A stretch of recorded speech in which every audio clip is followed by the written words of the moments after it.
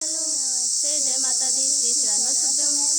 और आप सब अच्छे हैं, ऐसा मेरा उम्मीद है। ऐसा मेरी भोले बाबा से प्रार्थना है कि आप सब जहाँ रहें स्वस्थ रहें और मस्त रहें। तो हम लेके आए हैं, मैं गुड़िया तिवारी आप सबका स्वागत करती हूँ अपने यूट्यूब चैनल पर। तो हम लेके आए हैं विवाह गीत और आप सबको अच्छा लगेगा, ऐसा मेरा उम्मीद है। गर्मी बहुत भयंकर वाली है, बच के रहिए।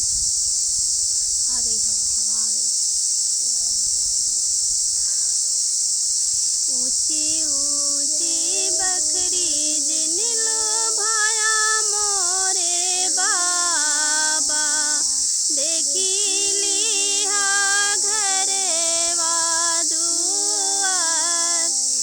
ऊंची ऊंची बखरी जिन लोभाया मोरे बाबा, देखी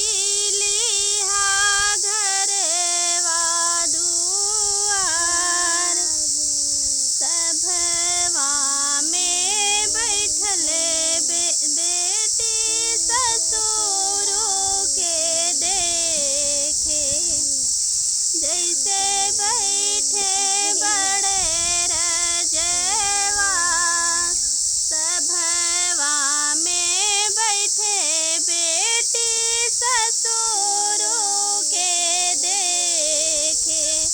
जैसे बैठन रजवा, मचिया पे बैठले बेटी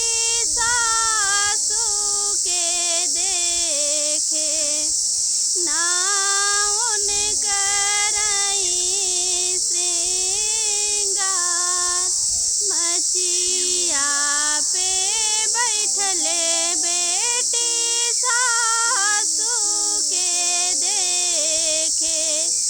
नाउन करथी श्रृंगार, घोड़वा चढ़ल बेटी जेठ के देखे।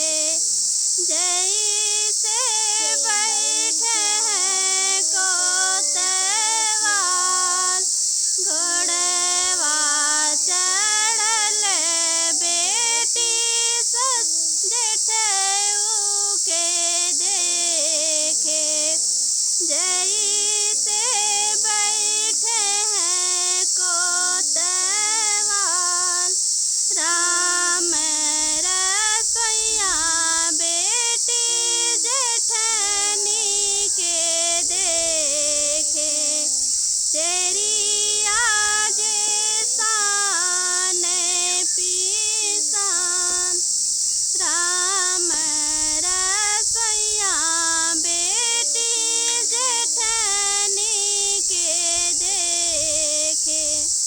तेरी आज शान पीसान, पनिया भरत पनिहारन देखे। जैसे चले रनिवास, पनिया भरत पनिहारन